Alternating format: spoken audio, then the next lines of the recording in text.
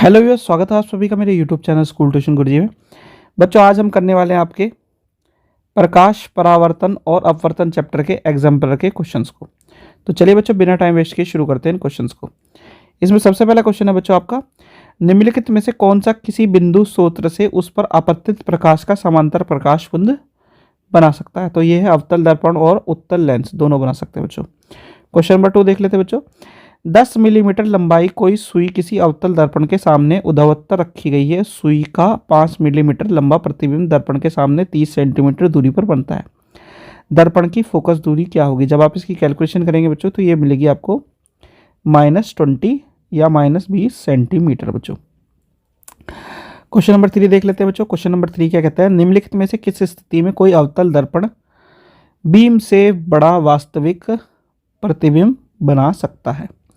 तो ये एक ही स्थिति में बनेगा बच्चों, जब बीम दर्पण के फोकस और वक्रता त्रिज्या केंद्र के बीच में हो। क्वेश्चन नंबर 4 देख लेते हैं बच्चों। क्वेश्चन नंबर 4 क्या कहता है, चित्र 10.1 में किसी प्रकाश किरण को माध्यम ए से माध्यम बी में गमन करके दर्शाया गया है। माध्यम ए के सापेक्ष माध्यम बी का परिवर्तनांक क्या होगा? तो ये लगभग इतना होगा बच्चों।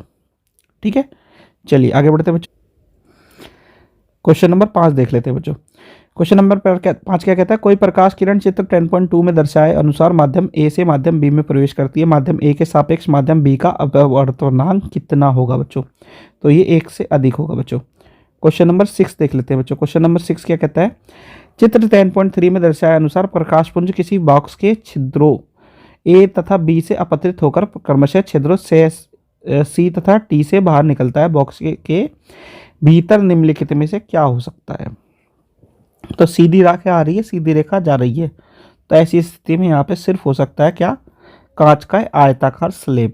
ठीक है बच्चों। क्वेश्चन नंबर 7 देख लेते हैं बच्चों। क्वेश्चन नंबर 7 है आपका, चित्र 10.4 में दर्शाया अनुसार कोई प्रकाशपुंज बॉक्स के फलक ए के छिद्रों से अपतित होकर फलक बी के छिद्रों से बाहर निकलता है। इस प्रकार के बॉक्स में भीतर निम्नलिखित में से क्या हो सकता है? तो यहाँ पे आयताकार स्लेब और प्रिज्म नहीं हो सकती बच्चों, हो सकता है तो अवतल लेंस और उत्तल लेंस। आंसर इसका उत्तल लेंस बच्चों।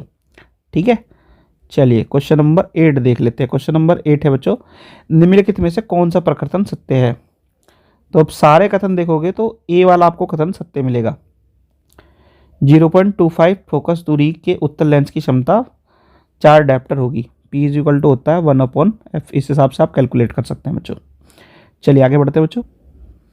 क्वेश्चन नंबर 9 देख लेते हैं। क्वेश्चन नंबर 9 क्या कहता है, वाहनों के पीछे के दृश्य को देखने के लिए लगे दर्पण द्वारा आवर्धन ये कितना होगा? तो ये 1 से कम होता है बच्चों। क्वेश्चन नंबर 10 देख लेते हैं बच्चों। क्वेश्चन नंबर 10 क्या है, किसी अवतल दर्पण पर अपतित सूर्य की किरणें दर्पण के सामने 15 सेंटीमीटर दूरी पर अभिसारित होती हैं। इस दर्पण के सामने किसी बीम को कहाँ रखें कि इसका समान साइज का प्रतिबिंब बने? तो ये रखा जाना चाहिए बच्चों दर्पण से 30 सेंटीमीटर की दूरी पर। ठीक है बच्चों। तो बच्चों ये वाला पार्ट होता है वीडियो का यही कंप्लीट। आशा करता हूँ आपको वीडियो अच्छी लगी होगी। नेक्स्ट वीडियो में हम पढ़ेंगे बाकी के क्वेश्चंस को। Thank you.